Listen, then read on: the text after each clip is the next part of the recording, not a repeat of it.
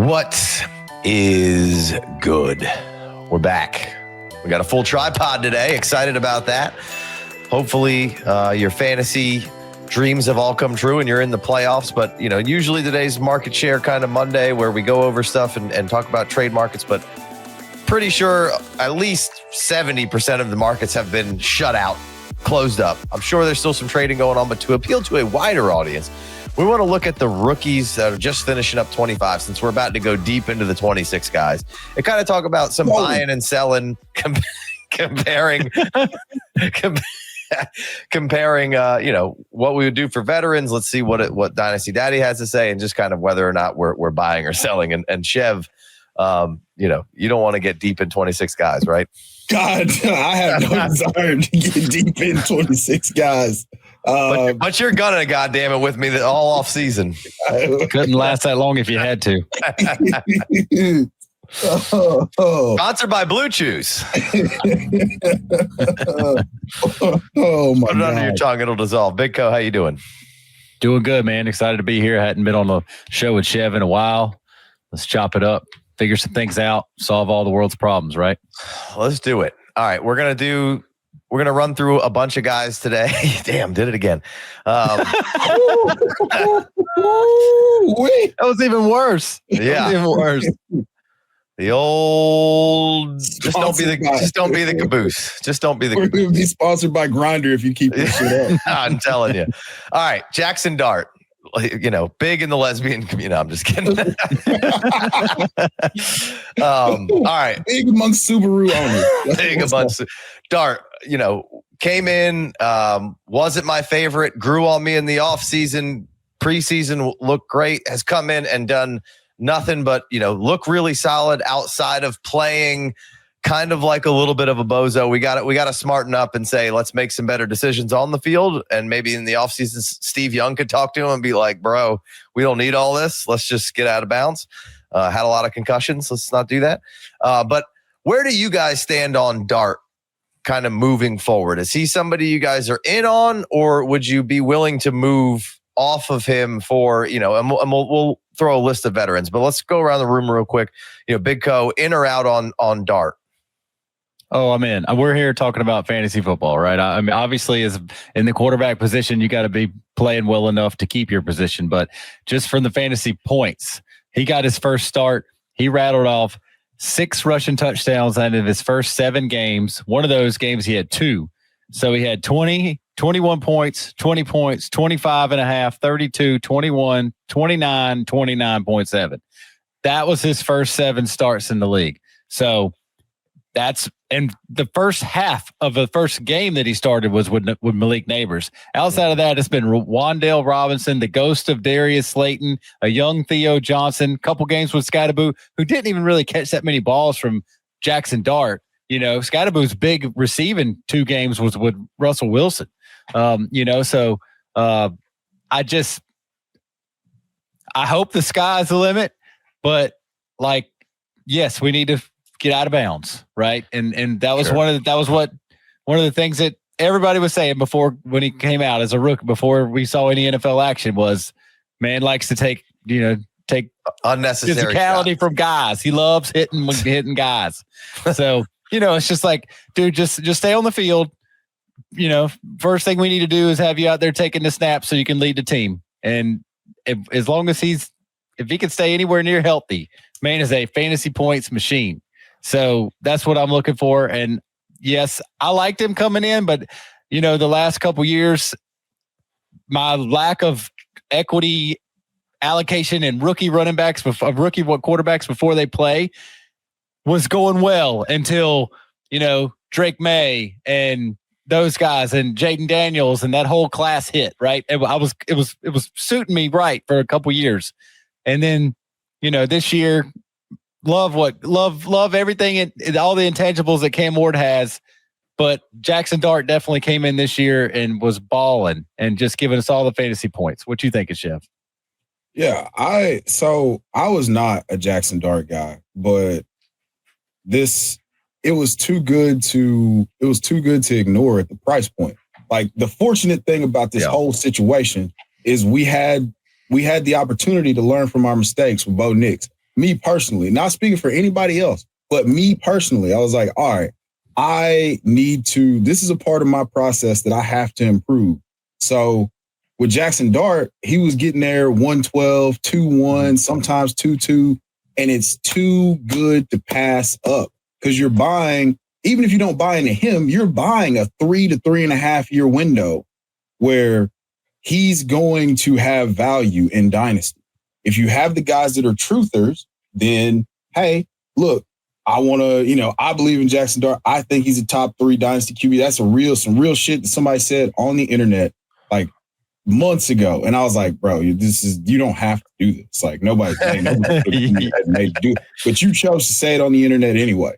And like, so there's inflated value with, now with his performance, but I think he's a real deal, man. Like I think doing all this without Malik Neighbors, with a head coach that's actively trying to fucking kill you, like doing all this with the cupboard as bare as it's ever going to be, like the only other rookie quarterback with a worse supporting cast right now. Like, sure, you got the run game. Tyrone Tracy's not bad, but the word is Cam Ward. And it's almost impossible to evaluate him because you would have to go back to the Bryce Young thing where they just like, hey man, rub these two wooden nickels together and make it work. And then they forgot to give him the fucking nickel. So like you can't evaluate them right now, but still they'll have a ton of dynasty value. Like Jaxson Dart's already improved exponentially on what you paid for him because you can get more than one pick now. Yeah. And it's probably going to be 2 firsts at minimum for me to even entertain a trade for Jaxson Dart. Okay. I might even just run the price up and be like, nah, bro. Like, you're not trading a guy like Brock Purdy for him straight up right now. Like, he's way past those guys. So way past. Okay. That's a good starting point there. Pull up that mock there, Casey. So Brock Purdy or Jaxson Dart, Big Co. Just rapid fire. What do you got? Jaxson Dart.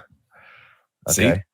I got Dart at like QB 12 and Brock at QB 13. Different tier though. Right. Jaxson Dart went at 3-4 in that mock we just did, and Brock Purdy was 4-12. So already a round and a half of artificial dynasty value. Well, and we'll see. We'll see how the season ends for Purdy, and obviously we're doing this with 4 games left, so he could make up some ground, run around, see how it goes. But yes, of course, Jaxson Dart has come onto the scene. He's the shiny new object. All the things that you guys said. Okay, so CJ Stroud or Jaxson Dart? Jaxson Dart. Dart. I'll take Stroud. So here's the thing. Even if he cuts back on the rushing, that's clearly going to be a thing for him. Whereas CJ Stroud, he's a slide and get out of bounds, Yeah. I mean, like I feel like he's going to give us a bunch of potential Jalen Hurts without the rushing touchdown seasons, rushing wise, no matter what. Like, I feel like he's just going to run around and do that. Like 4 to 5 to 600 yards a year. And that raises your fantasy floor to where you only got to throw 22, 25 touchdowns. You add in another 3 to 4 rushing touchdowns. He's got 7 right now. That's the most among all rookie running backs, I believe. Like he's got rookies, period. Yeah. So that being said, Underdog just dropped prediction markets, spreads, totals, and team outcomes. And the best part, you can combine them with player picks for bigger multipliers. Sign up today with code FFDYNASTY and make a $5 fantasy entry to get $100 in fantasy bonus entries. Prediction markets are now live in 25 states, including Texas, California, and Florida. And Underdog is available in over 40 states with player picks and draft games. Prediction markets, player picks, all on Underdog. There's a rushing floor there to where I can bank on his bad season still being around like QB 11 or QB 12, whereas Stroud's bad season is going to be QB 21, QB 19. You know what I mean? Like it just to me, they would have to go back to like they would have to open it up and let him throw the ball 600 times, whereas I only need 450, 400 attempts from Jaxson Dart, another 100 on the ground, and he's right there at QB 12. Yeah. So did you say Dart too, Big Co or Stroud? I could go Dart there.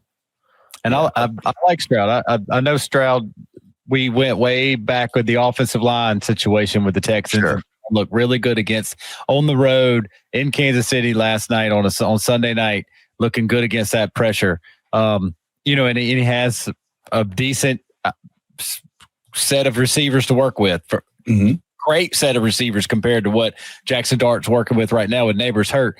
But like you said, Chev, what you said was so true. Like, even if Jaxson Dart can put the throttle on and control his rushing, it's a thing. It's a part of, he's not Josh Allen. Josh Allen's 245 pounds, like Jaxson Dart sitting here at 225. Like, he's not. But if he can maneuver his way up and down the field rushing and just not take on linebackers head on, that would be huge. That would be huge. Right, and how about Bo Nix?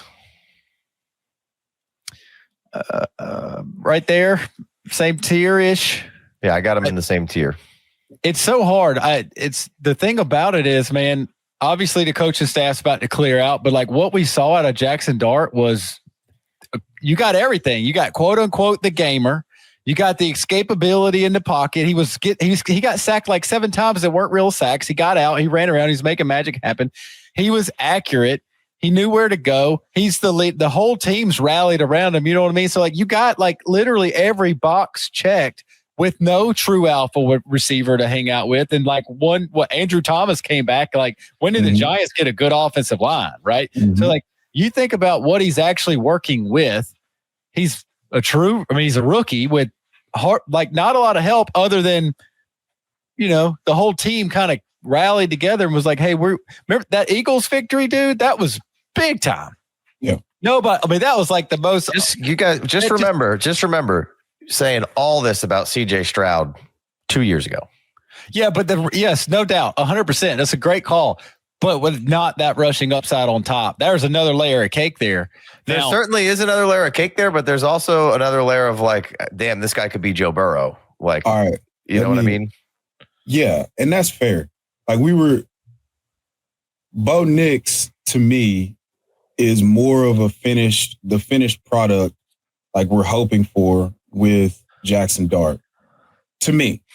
Yeah. So I would go Bo Nix. Now, my answer completely changes if they hire decide to hire Clint Kubiak, if they decide to hire Cliff Kingsbury. If they make one of these QB 100%. Guru hire guys, then my answer is going to be Jaxson Dart. I agree. That was exactly where I was going with that, Chev. Like, Bo Nix gets the nod, tied to Peyton. I think they're a good match.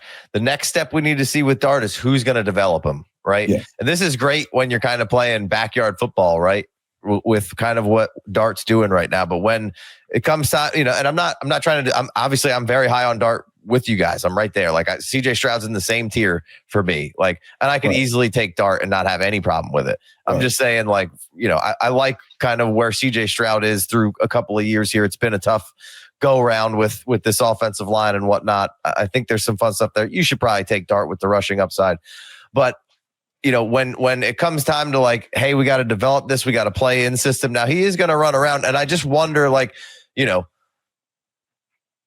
take like Caleb, for instance, last year, Caleb Williams, like a lot of backyard football going on, and the fantasy points were really good. And now when you get it, now he got lucky and got Ben Johnson to be the next guy to develop him, and maybe that moves forward. But so I do think there's a slight cautionary tale there with how excited we are about Jaxson Dart. That would be my only reservation there. Absolutely. And that's the thing is, you can, if you want to play it safe, cash out, get you a couple first, maybe I feel like you could get a lot like Stroud plus if you sent Jaxson Dart.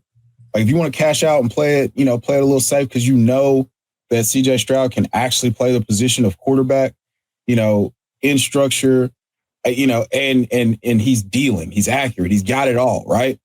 If you want to do that, I can't blame you at all. Mm-hmm. It's just that as dynasty players, it's really hard. It's really hard to turn that button off where you're like, all right, this is the thing, and it could be anything. it could be, him rushing for 700 yards and 8 touchdowns a year and being a top 5 quarterback.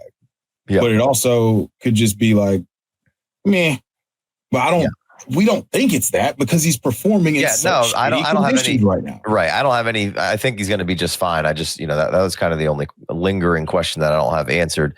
Would you guys be like, would you want to like add something to it and get up to Herbert, add something to it and get to like, even higher in Lamar? Or are you pretty comfortable just saying, hey, I'm okay with just sitting with Dart here and he could give me, eventually the outcomes that those guys give me and the comfortability that they give me every week? Big Co, and then we'll move to Egbuka. Yeah, I mean, I guess I could have you if the trade presented itself. I guess I could trade up from Dart. How much is it? I don't necessarily I wouldn't want to go from Dart to not as old as he feels Baker Mayfield, right? I wouldn't want to pay extra but Baker Mayfield. No, I think that's what I mean? Down move as far as rankings right now. Yeah. I just I don't know. I see what everything you guys have said the last few minutes. I was just sitting here in deep, I feel like I saw enough to have a floor of quarterback play. Now Nick's has played 6 years in college, basically. You know what I mean? Nick's has seen a lot, 2 different types of ball, between at Auburn and Oregon, and running around all over the place in Auburn, and then goes to Oregon and leads the nation in completion percentage and becomes Sean Payton's quarterback. But he did the volume of plays and the defenses that he had to see and all that stuff. The mental capacity of quarterback is just, but then when you switch over to Dart, he played in Lane Kiffin. I mean, I'm listening to Todd McShay talk about the pros and the cons and all this, and listening to you two and trying to gather all the information I can. It's like, all right, well, I don't know what Jaxson Dart's going to look like on the NFL field. I certainly don't. I was with you, Casey. Don't even bring him out, because if anything, you just got hope. And then that first time he stepped on the field, it was like, oh my God, that can't be true. And we saw it in preseason and we're like, that's not true. That's not, it looks great. That's preseason, vanilla defense. They're just trying to make sure that all the players are in the right spot. Week, a real game, awesome. Next week, beats the Eagles. You know what I mean? But it wasn't even like he just ran all over the place to do it. It wasn't like the defense carried him every week. He had a good defense. They had pressure on the D-line. They get the ball back for him. But it was maybe it was Brian Daboll manipulating the playbook to kind of be a little bit like Lane Kiffin. I just think it was enough to be like, this kid's going to come back next year. Hadn't finished the season, just like you said for Purdy. Purdy's been hurt, but recency bias. I feel like I think I've seen enough out of Jaxson Dart to just be like, I don't think there's a tremendous drop off there. If something, I don't think you don't go hire a defensive coach and come in and be like, all right, we're going to half-ass the offensive coordinator hire. You guys are. It's got to be something right, because the future of the Giants is defensive line and their quarterback, so I think it's there. Yeah. I mean, again, we've seen it 2 years in a row now. Stroud, Jaden Daniels fall off a little bit. And both of those guys jumped to 1-1-1-2 in a startup. Now we're talking about 3rd round Jaxson Dart, and I like that. He went off the board in that mock draft at 3-2 or whatever I just said. I took Jordan Love at 2 picks later. So that's that area. I'm fine with that area of Chev, finish this up. We got to move on. Yeah, no, we can move on. I think we're all in agreement that the price point on Jaxson Dart to sell is really, really tantalizing right now. And the price point to buy, it's probably not the best time to buy him. But if you're a believer, there's never going to be a cheaper time than right now. So yeah. All right, let's go to Emeka Egbuka. Started hot. Now a lot of people are case studying what's going on there. Rookie lost some players around him. Baker got hurt. I think they were playing at a really high level to start, kind of fell off a little bit. Baker's probably more hurt than we know. Godwin's just starting to come back. So I think being the rookie receiver in the man role here, the main role, however you want to put it, puts some stress on you. I think he's a solid receiver. But so moving forward here, guys, and we'll try to keep it a little quicker because we had just a 15-minute soliloquy on Dart. So let's try to move a little faster here. Are we taking Emeka Egbuka, or would we rather have Teteroa McMillan right now? That's a pretty easy answer, Chev. Me? Yeah. Yeah, I had Teteroa McMillan over Lad McConkey. So yes, I would take him over Emeka Egbuka. There was never a point. I'm just saying right now, take him over Emeka Egbuka. Okay. I was like, there were people who were like, yeah, man, I'll trade Emeka Egbuka straight up for Amon-Ra St. Brown right now. I actually did that in a league. I got a second. I sent a second in Emeka Egbuka and got Amon-Ra St. Brown. So the thing is, he got off to such a hot start and it's so reactionary that people got way out over their skis about what it could be. It's still really good. He's still a great player. It's just not clicking from a dynasty perspective. And you were getting some ridiculous things done at the beginning of the season because, again, you saw what you saw and you immediately assumed this was Justin Jefferson, just coming out of LSU, and we didn't properly rate him because he was surrounded by so much talent. And it might be that he's more of a 1B potential wide receiver. I mean, he's still a dynasty, top 15 dynasty wide receiver for sure. But I just, like I said, I think people got a little bit way too far out over their skis. And I've said some really aggressive things about Teteroa McMillan. So, yeah, sorry. Big Co, what do you think about Ted or Egbuka? I mean, I could take Egbuka over Ted. I like them both. I like what I see out of both of them. I think that the heat wave that Egbuka started with was undeniable, and he was in some lineups, and he was making me feel all nice and warm and fuzzy for sure. But I've also watched a lot of Bucs football, just praying that Bucky Irvin would run back in off the sidelines. And I've seen some bad throws out of Baker. I've seen some misses out of Baker, and then I've seen some drops out of Egbuka to make his stat line look a lot better on both sides. So Baker has spent the last 2 years being ridiculously aggressive and accurate at the same time, and then sometimes he just a little bit, his accuracy disappeared for a couple weeks. And then when it was there, Egbuka, there was some clanking off the hands going on. But I like the upside of both. I think Tech could be an absolute monster. But I mean, right now I got Egbuka one spot over McMillan in my rookie rankings. All right. So Chev, probably this quick turn here speaks a little more to you. But would you rather have a Jordan Tyson, Carnell Tate, or an Egbuka? And we're early in the thing, but if we let's say it's 1-3 and Tate's on the board. It's 1-3 and Tate's on board. I'm taking Gospel George. I'm taking Carnell Tate. Like that.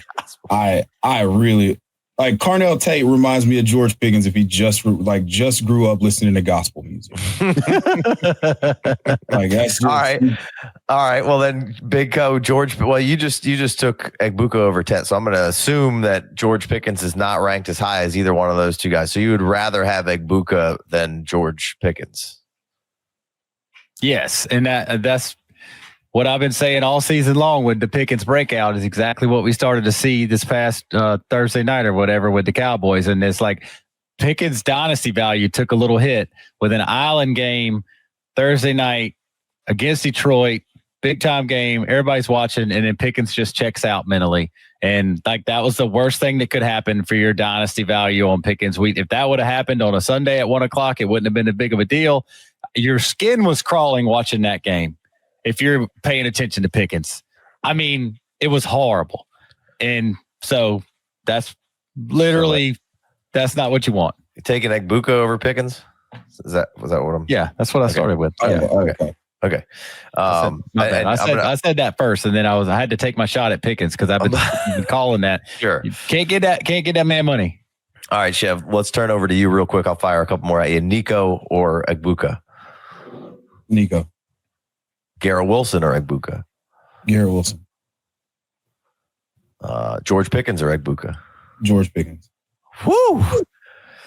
I have said some, you can search my Twitter. I have said some really aggressive things about the talent of George Pickens. The problem is he's fucking crazy. So Big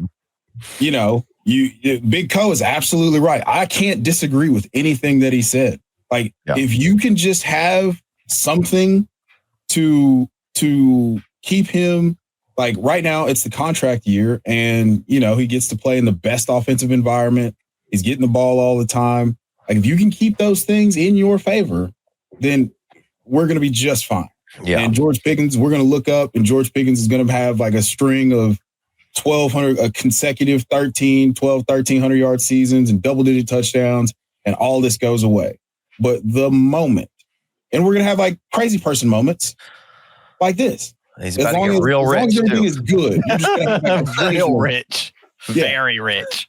Yeah. As long as you have these, like it's an optimal environment, it's fine.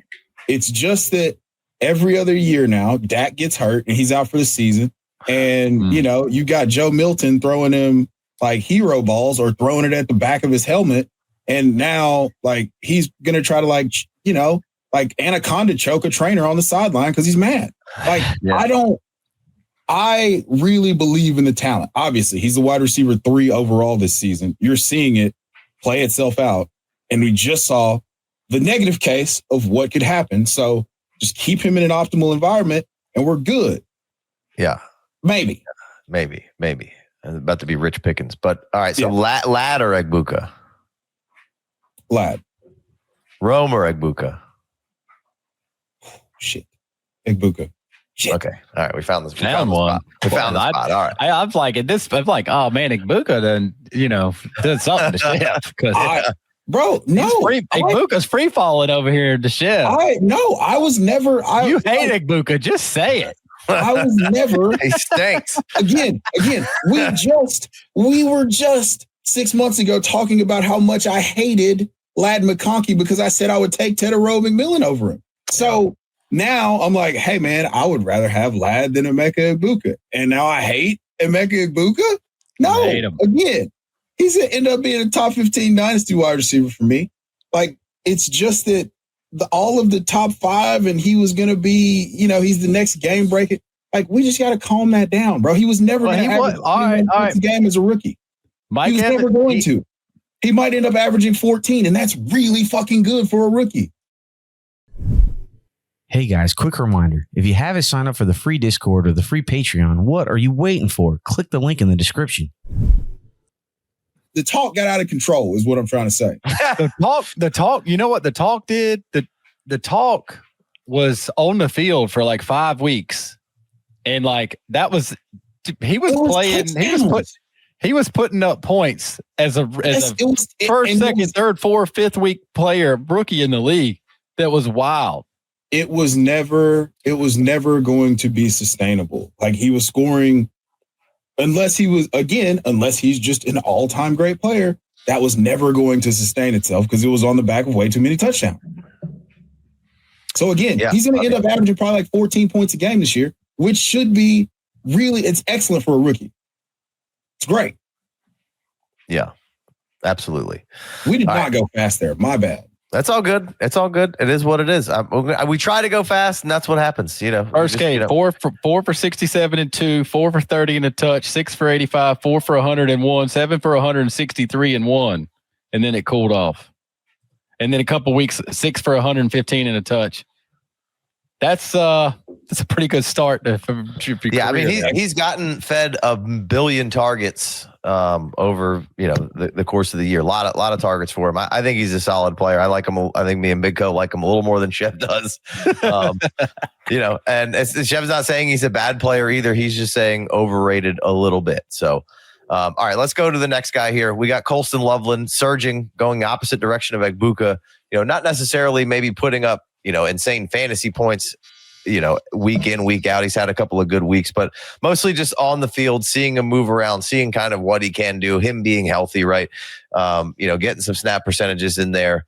But where are we at with Colston Loveland kind of, moving forward? We could start with, where we are right now, and we could start with a fellow rookie. And Chev, I'll toss it to you first real quick. We'll try to go real quick. Warren or Loveland moving forward? It's still going to be Warren for me. Yeah. Big Co? Same question? Yeah. that heater that Warren started off on, as we talk about Egbuka's heater to start on, the heater that Warren started with, and the slow play that the Bears put my boy in, Loveland, is they've two ships passing in the night, and I mean, Tyler Warren's still outscoring Colston Loveland. Well, not in the last 3 or 4 weeks. I mean, all right. Colston Loveland's had, a 9, a 7, a 14, a 5, and a 12. I mean, I don't think, Warren's had a 16, 6, 7, 17, 9, 11, and 3. So let's not get crazy. So I don't have the game logs. I'm trying to pull up Colston Loveland's game log currently. Last week you went 4 for 29 and 1. I know because I have a ton of Colston Loveland, and there's a world where they just commit to him being 4 for 49. 4 for 49 last week? No, I see 29 too. Oh, sorry. Yeah, you're right. Yeah. I was like 49 2 weeks ago. 4 for 49 2 weeks ago. I looked at that for a real long time. I just did the waiver show, and I was pissed because I was like, bro, they need to just stop playing around. I was going to say, there's a world where they commit to They commit to Loveland. They commit to Loveland. To building the passing offense around him, like the Cardinals committed to Trey McBride, or like, you've seen in Kansas City with Brock Bowers, or with Travis Kelce. I'll say what they should do in Oakland or Las Vegas, but they won't do it. But anyway, there's a world where they do that this offseason. And like I've been saying for a long time, like the dynasty bet that I'm going to make, because Colston Loveland has it all. Like if the answer was, I don't think there's a wrong answer to this question. Yeah, that's what I was going to say. There's no wrong answer. Like, I think Tyler Warren's going to be really, really good.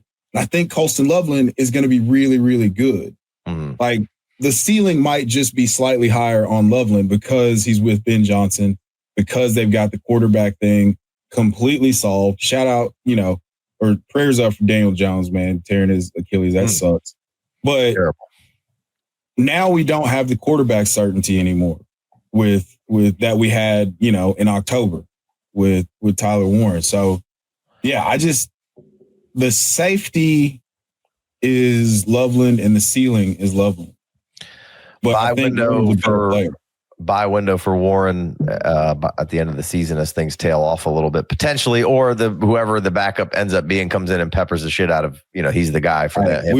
We've seen Phillip Rivers lead Antonio Gates into the gates of the Hall of Fame, man. So if that's a real thing like that, if they sign him, like we've seen him just hyper target a tight end before. So I'm going to shoehorn another guy or two more guys we have in here since we're going tight end discussion here. How far above is Loveland and Warren than Oronde and Fannin right now? Like how close are all these guys getting for you, Big Co? Tight end premium, I got them back to back to back to back. I got Loveland, Warren, Gadsden, Fannin as a 4 block in my rookie rankings right here. So would you take them over like the Kittles, the Hawkinsons, the Kincaids? Hawkinson for sure. The Fannins and Gadsdens. I think Loveland's already above those guys, right? Dynasty value wise. Yeah, I'll hook those guys up and run them right up over those. I mean, it's hard to say. You said Kittle and Hawkinson for sure. Because he's just over Kincaid for sure too. Kincaid. Yeah, I mean, we still have his. Every time Kincaid's healthy, he gets the ball. The dude can catch and he can run around, but he's not as good as Harold Fannin right now. He's not as good as Oronde Gadsden right now. So I guess I could put Kincaid right behind those guys because they deserve it. Yeah. I got Gadsden in the same tier as Loveland right now. And Fanning's right charging up the board and might have to just be entered in right now as the same tier as those guys. I mean, Jesus, like he looks awesome. They're obviously feeding him. He's kind of being featured in this offense. Shador obviously got to him, has been getting to him a good bit, but everyone's kind of been getting to him for the most part throughout this season. So I think we gotta be, Harold Fannin, Gadsden, Loveland, Warren, all of this new wave of rookie tight ends all seem to be really good. The Gadsden stuff's kind of worn off for a couple of weeks a little bit here, not quite as where we were, but we knew it was going to kind of come back down to reality. And but moving forward, like, this is a prime player in a prime spot who can, obviously have huge weeks. So I think we just had a insane tight end class that just came in, and we're not even mentioning Mason Taylor yet. Arroyo has a chance. Terrace Ferguson has a chance. There's other guys in this draft. So this could be an all-time tight end draft by the time Gunnar Helm should be an absolute mustache. Yeah. Obviously, I updated my rankings because we were going to be talking rookies today on the show, and yesterday Harold Fannin killed it. So, without the update from today, including yesterday's game, Fannin would not have been this high up on my rankings, but he was high already. He just wasn't this high, and he came in and slayed it. And it's just like, that's, in tight end premium, these types of players right here, even in no premium, like, they stand out. Like, you every single week, on the bottom of the score, on the bottom of the games, the cursor's going through, and it shows, running back yardages and wide receiver yardages, and then it'll switch tight ends. It'll go to fantasy points. And it'll be like McBride and Kittle and, Tyler Warren was up there for a couple of weeks, but it's like the same, Bowers when the Raiders can actually get a pass off, and it'll be those guys. And then it goes to the tight ends that just scored a touchdown. You know what I mean? It gets through like 6 or 7 tight ends that catch balls every single week. And then it goes over to like the blocking tight end for the Vikings. You know what I mean? Or the guy that leaked out for the Packers that has nothing to do, right? It's just the blocking tight end that catches a touchdown is literally like the 10th highest fantasy points tight end every week, because there's only like 5 or 6 of them that score. So, like, you got the big dogs. Kelsey's on his way out. Kittle ain't getting any younger. And then we got a couple studs. And then here we are. Colston Loveland, Tyler Ward, hitch up Gadsden and Fannin right underneath there, because even if we're talking premium or not, you need the guys. If you can get a guy in your tight end spot that's earning targets, you're beating at least that bottom 25% of the league. There's not 12 tight ends that gets tight end the targets every week, right? And then you add premium to that, and it gets better and better, and gives you a chance to put somebody in your flex if you have 2 of them, etc. But even in non-premium, like, you have to take tight ends that are part of the offense's concentration. You got to take those guys seriously. And Harold Fannin's obviously that. Oronde Gadsden, as the Chargers grow out this system and they have more players to throw the ball to, maybe Gadsden didn't get 8 targets a game, but every time a target goes his way, he looks different. I said, Chev, I haven't been on a show with you in forever. I said this to, Casey 6 weeks ago. It's just like, when Gadsden gets the ball, it's a whole nother world. Like, how many times, obviously Darren Waller's name came up over and over again when Gadsden was breaking out a couple weeks ago. But what I said to Casey was, how many times was, this move tight end, or this guy was going to be different, this guy was going to hit, this guy converted from what, none of them hit. But then all of a sudden, and then you got a late round rookie in Gadsden that just as soon as he touches the field, like, he's completely unstoppable. And the Chargers, more props to him, they just gave him the ball early and often, which a lot of coaches and teams they just can't get over that mental block of being a young tight end. Why do we put him in the first or second progression in a pass play? Props to the Chargers for doing that. And Gadsden is a monster. And they've almost always been a flop. Not this one. Yeah. Chev has the Gadsden jersey behind him. Mm-hmm. Yes. Did I swing and miss on Caleb Johnson? But me and Chev knocked it out of the park with, a Gadsden. So yeah, there's an extra point for you. Sometimes we swing, sometimes we miss. But, I did want to ask, Sam LaPorta is injured, back surgery. It seems like that's the report. How like, would you take all of these guys that we're talking now over Sam LaPorta because of a back surgery here, Chev? No. Sam LaPorta. I was on Twitter today, and everybody was like, "You're in a terrible league if anybody would trade you Fanning for LaPorta right now." I'm like, are we? The word back, I mean, course. That's right. That's I think that's why, if back and neck, Chef, if it was Chef like got the hand up, Chef says, "Hang on." Listen, he's fucking 24. Like a couple of like literally his rookie year was the best rookie tight end season of all time before we had Brock Bowers. Like that's what he's capable of. And if you're the only problem is there's only so many targets, and the target to Jameson Williams is just worth so much more than it is to Sam LaPorta. You could build a passing offense around him. And if something happens and you have him, like if something happened to Amon-Ra St. Brown or something happened to Jameson Williams and you locked him in for 130 targets, you can pretty much book a tight end 1 overall season for Sam LaPorta. He's the archetype of what we want all those other guys to be. Like we've already seen him do it. So I don't think you can put him below those guys because he's already fucking done it and he's capable of doing it. He's the same type of athlete that all of them are. It's just a matter of whether or not he's going to get the targets. Like he had 80 targets his second year. He had 120 his rookie year. If you just tell me he's going to land on 100 targets, the outcome would be very similar to Tucker Kraft. And yes, I would take Tucker Kraft over all of them still. Okay, that was my next question. Big Co, same question. LaPorta, back injury. You were starting to go. Sorry, I didn't mean to cut you off. But no, I'm glad you did. I'm glad you put shit. That's everything Sheb said right there was completely accurate. If it was right now, LaPorta's hurt. If it was Jameson Williams, LaPorta would be having 8 catches a week. You know, I don't disagree with any of that. He is 24, but the word back has in this conversation. If you take LaPorta and you get rid of those 4 tight ends, the rookies that we're talking about, you get rid of the top 3 studs that we love. You get rid of, McBride and those guys and Bowers. And you like LaPorta's right there, and he should be. Yes, I assume that Kraft's going to come back from his knee, so that's 3 at the top, and LaPorta and Kraft, so that's 5, and then these 4 rookies, so that's 9.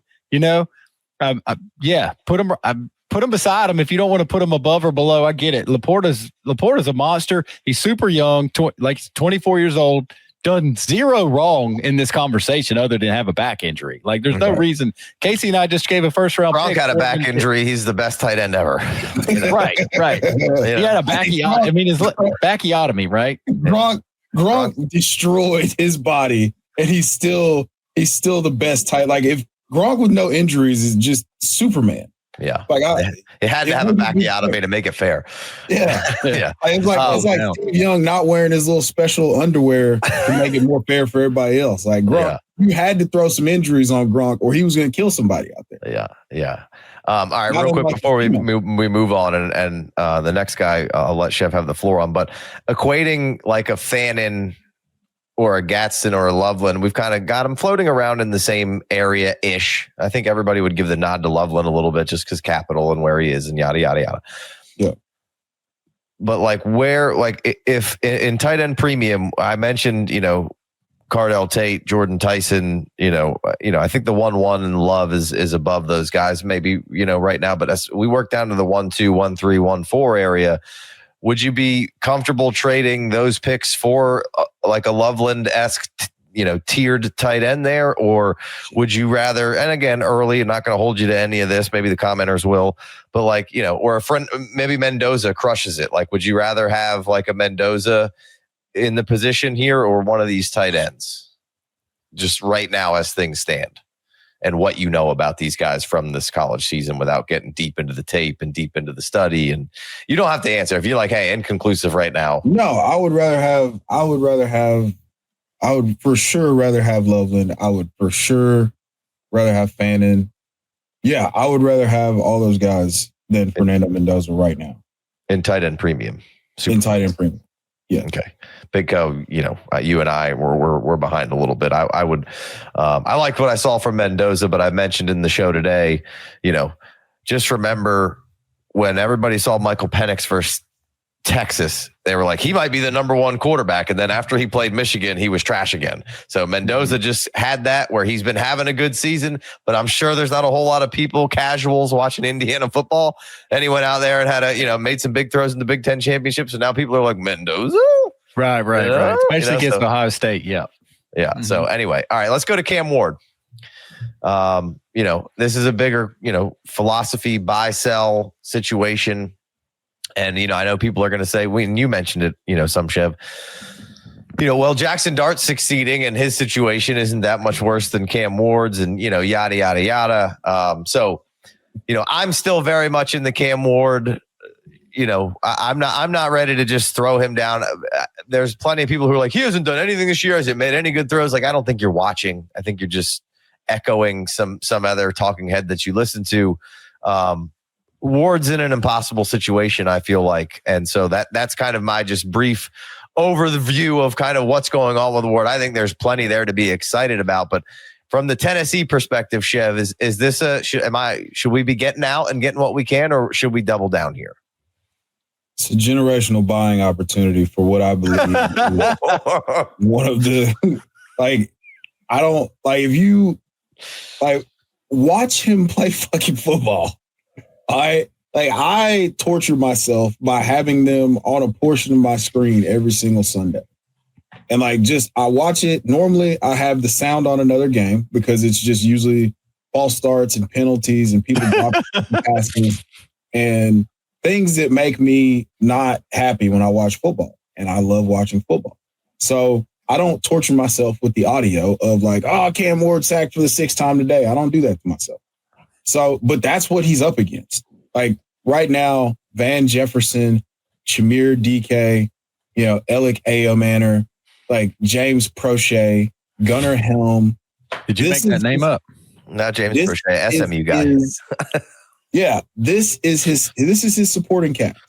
All right, and you got a fifth overall pick in the 2020 or 7th overall pick in the 2024 draft, who literally doesn't he uses his hands like flippers and doesn't really offensive lineman. Yes, doesn't really do Skoranek, right?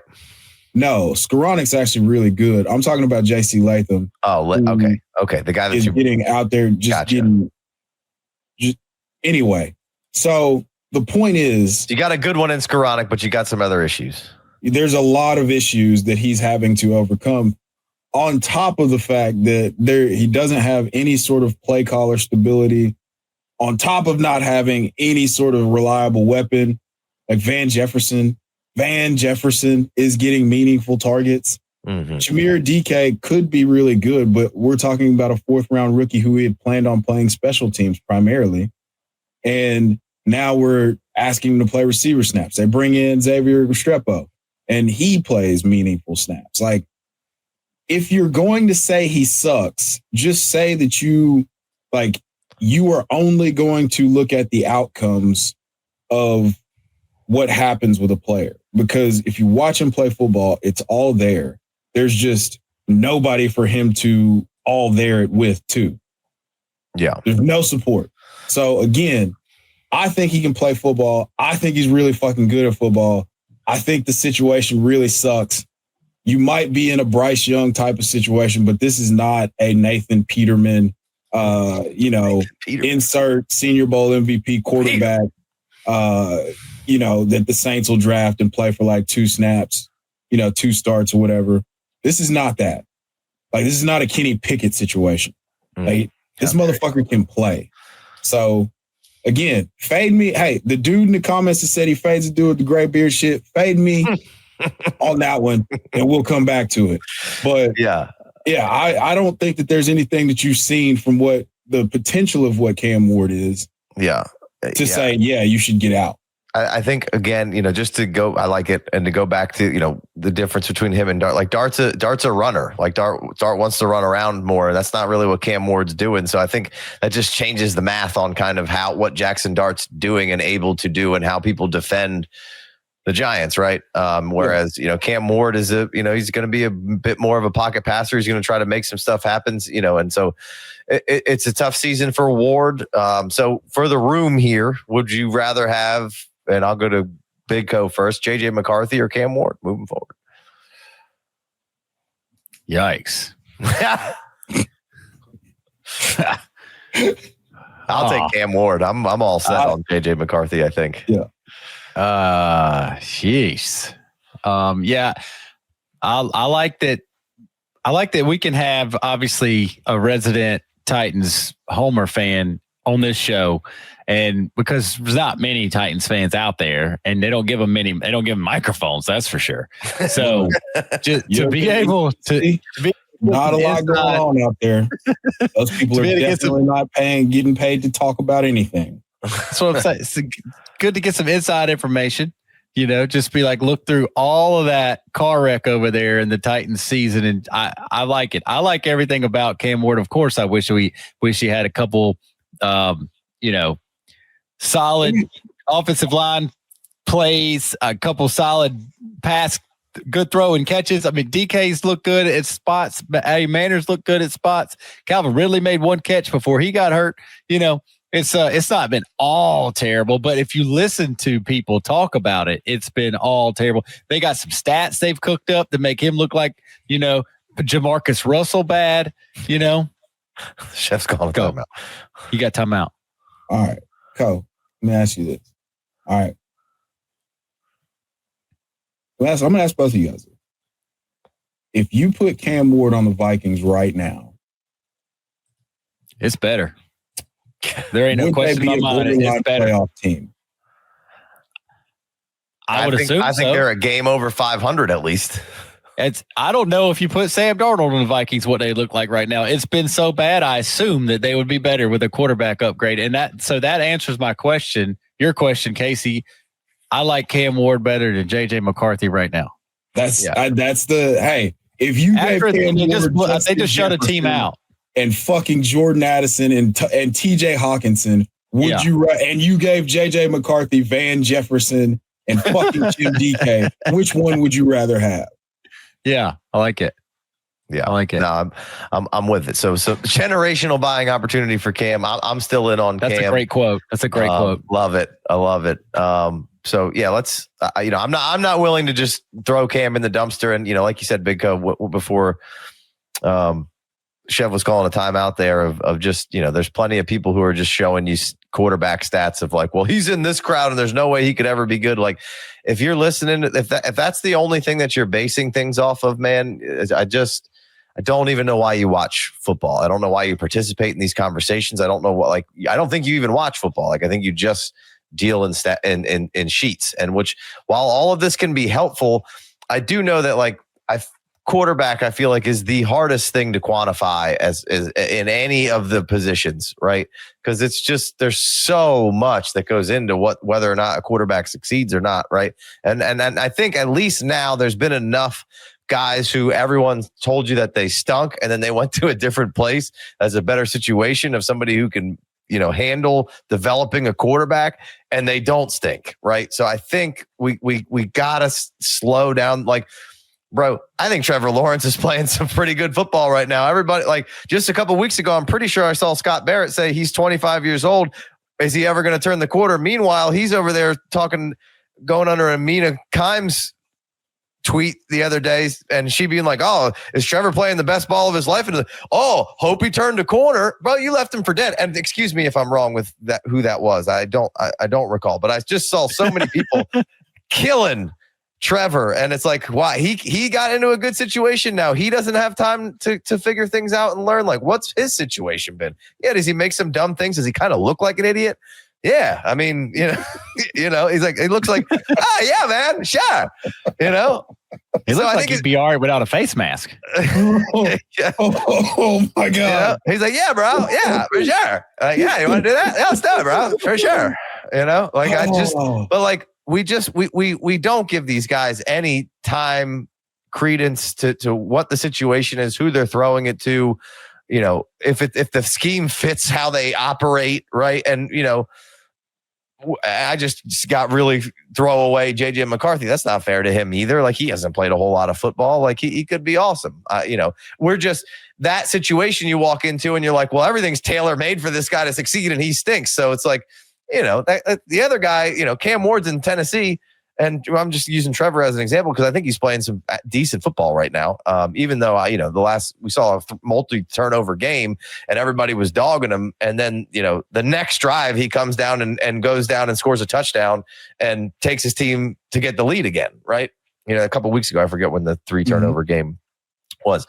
So anyway, long story short, like I just hope that we can change how we view like just calling quarterbacks trash so fast, right?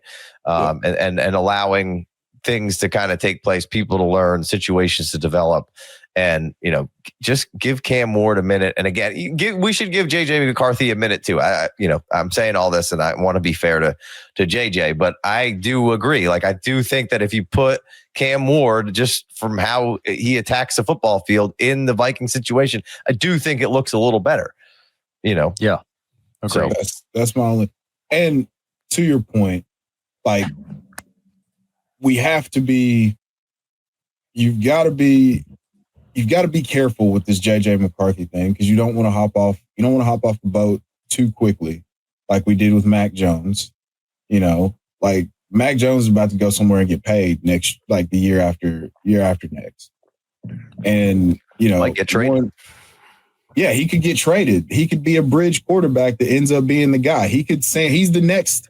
He's Indy the next needs in one. the evolution of the Sam Darnold, Daniel Jones, the retread, the second apron, second contract guy that just is at least the guy for a few years. Ryan Tannehill, like these are all realistic outcomes that we've seen several times, and I feel like I'm taking crazy pills because nobody else talks about this.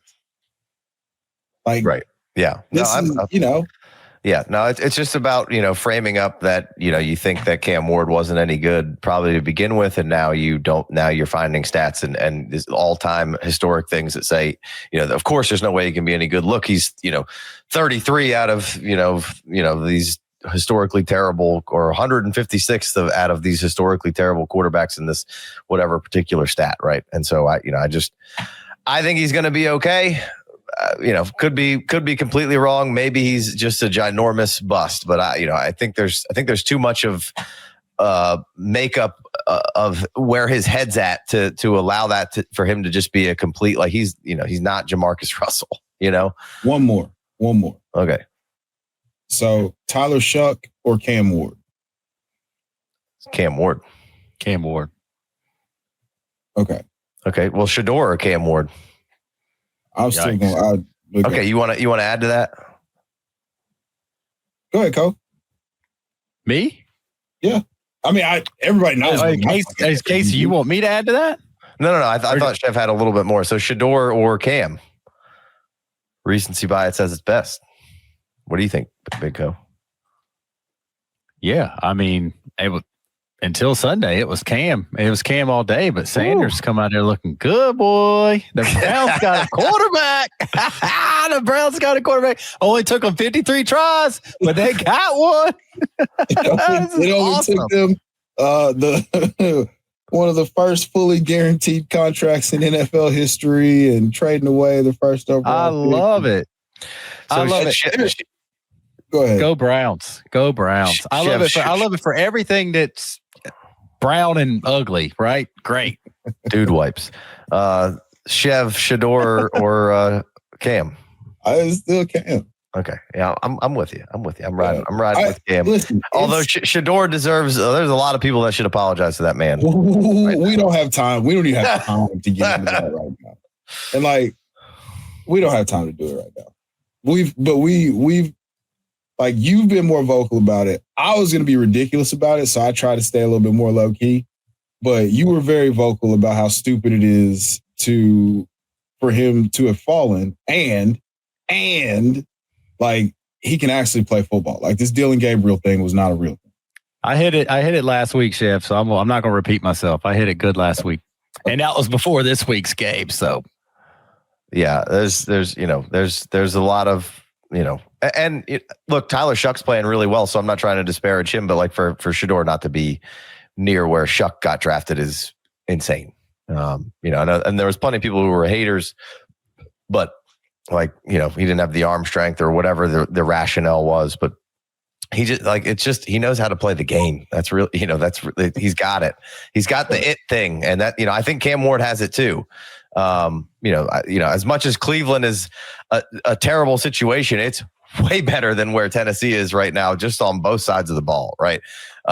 As much as it's the Browns, right? And they obviously Tennessee just beat the Browns, but dude, Van Jefferson makes Jerry Jeudy look like Jerry Rice.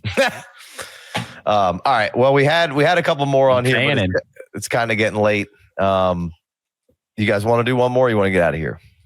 Yeah, we can do one more. All right, we'll do one more. Let's do Skattebo. Let's do Skattebo then. Injury, so we're not seeing him right now. What would be the rookie pick that you, because I talked about this today in the show. I kind of put, like the RJ Harveys, Skattebos in that like 8, 9, 10, 11, 12 range for, rookie picks of the range of where I kind of have them falling right now in the range of kind of value of the rookie picks, right? So, Chev, would you trade like a 108 for Skattebo, or would you rather have like a 108? Like, let's just, I got your boy Dustin's list here. Like a Denzel Boston, or he likes Chris Brazel or Brazel. I would rather have Justice Haynes. I would rather have Scat Pack. Okay. The only guy on the back, Jonah Coleman. I'd rather have Jonah Coleman. Okay. I would rather have but he's not going to. I'm about 90% sure Jonah Coleman's not going to be a first round rookie pick. Not going to be a first round rookie pick. Mm-mm. Okay. No, we'll be able to get a discount on that. We'll talk about that at a different day, different time. Kenyon Sadiq, the tight end from Oregon, is the guy on the back half that I would rather have than Skattebo. I think he's fucking sick. superstar. He is so sick. I think he's unreal. That's a good pull right there. That's a good pull right there. Even I know who that is right now. I think he's sick. So, all right. So Skattebo, we got the injury. There's a couple, there's a range of outcomes here, just like there is any injury. He didn't have a whole lot of juice to give up. He has the injury. Maybe he gives up a little bit of that juice, or it doesn't really matter. Yeah, it doesn't really matter. That's not the effective part of his game. Right. That's what I'm saying. His face mask is going to be just fine. Right. And that's what he plays with. Right. So we should be okay. Hopefully, in all seriousness though, hopefully he doesn't lose any lateral agility. Right. And like this is just a blip on the radar. Like, two schools of thought of like, hey, he doesn't have a lot to lose, and maybe he loses it and it affects him. I tend to think that the tenacity in which he plays the game in, he's going to be fine. With let me bring a good example to this injury stuff. Like, to me, as a Lions fan, the first couple weeks of the season, I was so scared to see Aiden Hutchinson playing. Mm-hmm. Right, I was like, oh my god, oh my god, like planting and cutting, and he's coming off the edge with all that weight, with all that torque.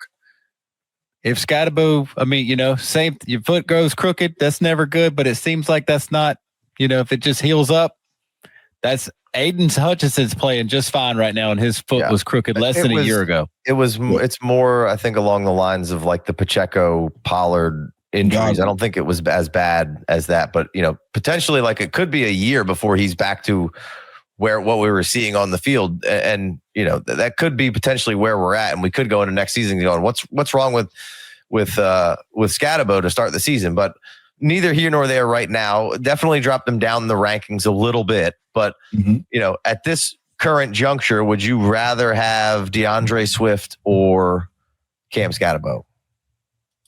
Sheesh. Big go. I'll take Scat. Yeah, I got Scat ranked 2 spots higher than Swift. Yeah, I would. Skattebo, the Anglo-Saxon assassin, baby. How about Travis Etienne? Shit, I'll take Etienne. I'll still take Scat Pack. Now that answer changes if for some reason he ends up in an optimal situation next year. Travis Etienne. Mm-hmm. Or if he just resigns in Jacksonville. Yeah. That's a tough one. There's a lot of uncertainty. That's literally just what team is he on dependent.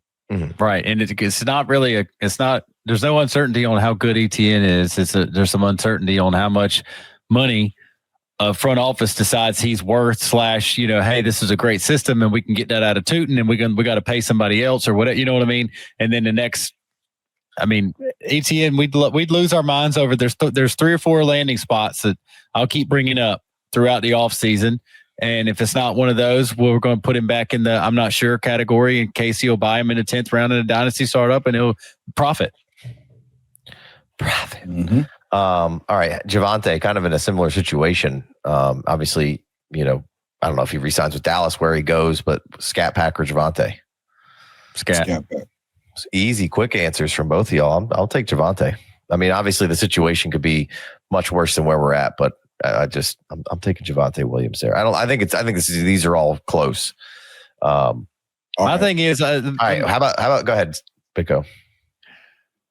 I don't know if Jaxson Dart gets this level. Like I said, the one game maybe would what Russell Wilson Scat had like 8 catches. You know what I mean? Like if there's a quarterback that will utilize his receiving ability, we know he's good at the goal line, and we know he's good at just hitting people with his face, and that's what literally a running back's job is. But if Jaxson Dart threw it to him maybe the game before he got hurt a couple times, but it wasn't like the 8 catches that Russell did. Like if there's a flow there. And in PPR, right? Even in half PPR, those catches add up. But like in PPR, the catches for Scat can get at a high level that a lot of running backs won't see. He's going to be in that top 80% of pass catching running backs if Jaxson Dart's throwing him the ball because he's worthy of catching the ball, right? Now, this is just a wide receiver skill set that a lot of what running backs don't have. We also have, a new system coming in place, right? And we have a new coordinator and we have a new head coach, right? And so Skattebo is obviously not changing places, but new faces in who's calling plays over there. So a little bit of a mix of kind of where ETN and Javonte are. Not as many questions of where he's going to be, but like how are they going to use him? And when it's somebody that people don't like, it's he's a 4th round draft pick and they didn't draft him. And so they're going to bring in their own guy, or maybe they like, some other free agent that they bring in, just devil's advocating. I love that because I would quickly say, and everything, the coach is probably going to have final say on all that. And it maybe even be a conversation before he gets hired if he don't like Scat. Hey, y'all okay? Because Scat's a local hero now. He didn't play but a couple games too. Yeah, but like him and the quarterback are best friends. And Jaxson Dart's all hooting and hollering. We've seen the videos in the locker room, and like everybody loves Scat. So like for a coach and offensive coordinator to come in there and be like, that ain't my cup of tea. That's gonna be a tough bridge to cross. But if it's the right coach with enough equity build up, as Casey likes to say, then that's a conversation that's going to happen in New York. If there's a coach that doesn't like Scat, that's going to be an interesting offseason for sure. Because the Giants like Scat, the players, the team, the quarterback. So that's a tough. Yeah, I think he's going to have a role and be just fine. I just was no, but you're right though, on the other side. Especially with schemes and stuff and spread them out and this like the versatility for Scat's there, but he's not the fastest. He's not, but in a phone booth, he's hard to tackle, and he's so big that seems, if you mentioned Kubiak going over there, which would be devastating for the Seahawks, but like Kubiak going over and getting a chance to be like whoever's the running back over there. And obviously, between Sharps and Kenny, it didn't really work out this year because they're splitting it around. But does Kubiak go in there and say, hey, we're rolling with Scats, this is gonna be my guy, or do we muddy it up with him and Tracy with just like we saw with Sharps and K9? So, all right. Chase Brown or Scat Pack? The Anglo-Saxon assassin. So you say Chase Brown, Big Co? Yeah. I gotta go Chase Brown. Okay. All right. We got one. Chase Brown, baby. I like it. RJ Harvey or Skattebo? RJ Harvey. Woo! I love it. RJ Harvey is going to do some diabolical things to close out 2025. And I think it's only going to get more aggressive with him potentially as the lead guy in 2026. RJ Harvey's coming. Harvey coming.